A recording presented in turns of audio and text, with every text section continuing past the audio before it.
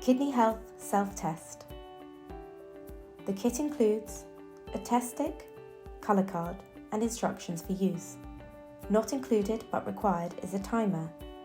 It is advised to reduce liquid intake 2 hours prior to taking the test to avoid producing unreliable results. First, wash your hands with soap and water. Remove the cap from the test stick and with the absorbent tip pointing downward, place it directly in your urine stream until it is saturated. Take care to avoid any urine touching the test window.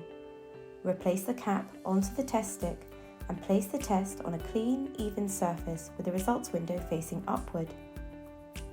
Start the timer and read the results after 3 minutes. Do not read the result after 10 minutes. Compare the colour of the test sign with the colour card provided to determine your results. If results are negative but symptoms persist or you yield a positive result, then we advise you to consult your GP. Please note that the results should be considered positive even if there is only a faint line in the test window, such as those shown on G1 to G4 of the colour card.